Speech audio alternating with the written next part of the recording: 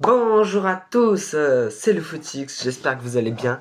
Moi ça va extrêmement bien parce que les amis, la Coupe du Monde c'est dans 3 jours. Qui dit 3 jours dit aujourd'hui groupe J.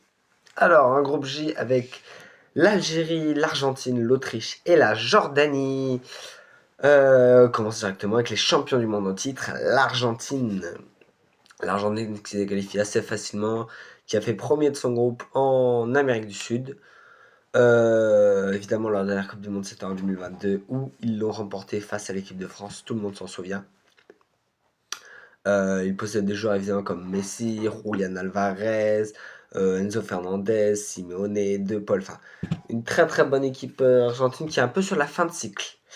Donc je ne sais pas si ça ira loin, mais sur le papier, c'est une très bonne équipe argentine. Deuxième pays, l'Algérie. L'Algérie qui s'est qualifiée facilement dans sa zone Afrique. Oui, un des meilleurs pays africains.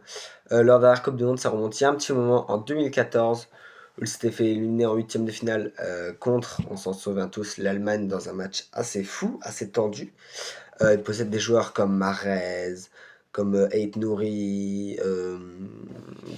Non, il y a des vrais bons joueurs, il y a une vraie bonne équipe algérienne. Troisième pays, l'Autriche. L'Autriche qui est classifiée moyennement. Pas facilement, mais pas difficilement.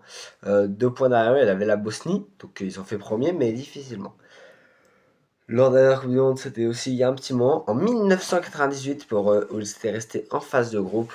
Aussi, ils ont une bonne équipe. Hein. On a du David Alaba, du Leimer, Zabitzer, évidemment. Donc une très très bonne défense côté autrichienne. Et la dernière équipe, le petit dernier, c'est la Jordanie, qui s'est qualifiée très difficilement quand même, la Jordanie.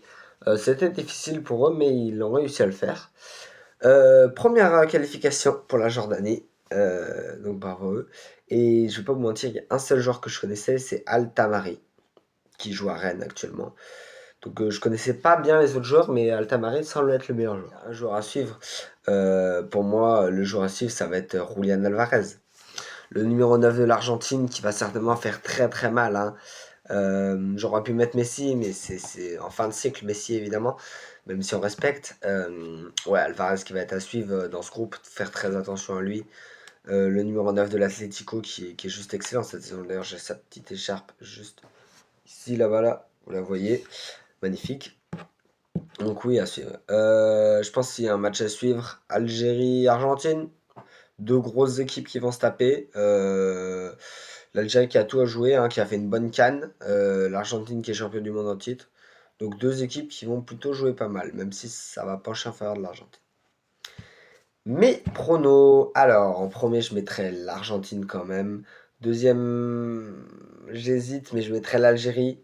Troisième, l'Autriche. Et quatrième, la Jordanie. Je pense que ça va jouer entre l'Algérie et l'Autriche.